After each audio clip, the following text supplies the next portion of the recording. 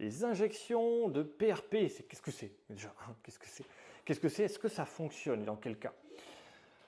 Je te le fais rapide. Donc le PRP, c'est on te prend du sang, en fait, on va le filtrer, on va prendre des plaquettes sanguines, effectivement, et on va te les injecter. Voilà, donc on t'injecte ça pour faire un genre de pansement dans ton articulation, pour l'arthrose ou pour la tendinite sur ton tendon. On va faire un genre de pansement avec ce truc-là.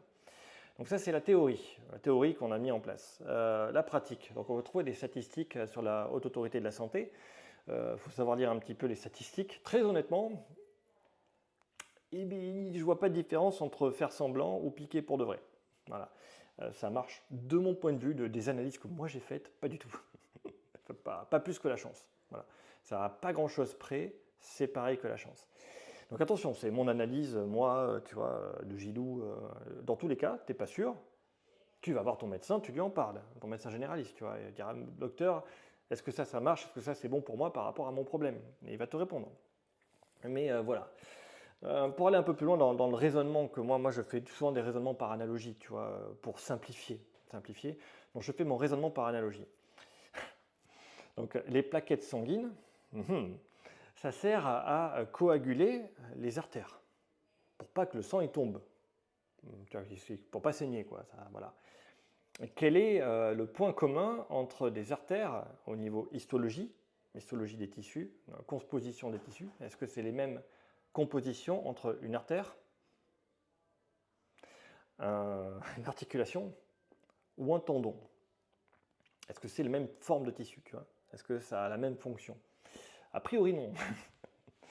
Et après, l'autre question que je me pose, tu vois, c'est est-ce que c'est soumis aux mêmes contraintes? Tu vois? A priori, non.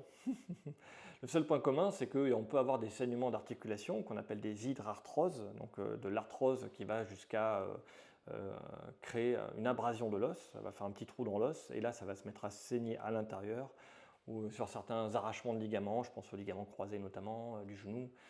Et après, sur les tendinites, une tendinite, c'est aussi un genre de rupture de continuité du muscle en interne.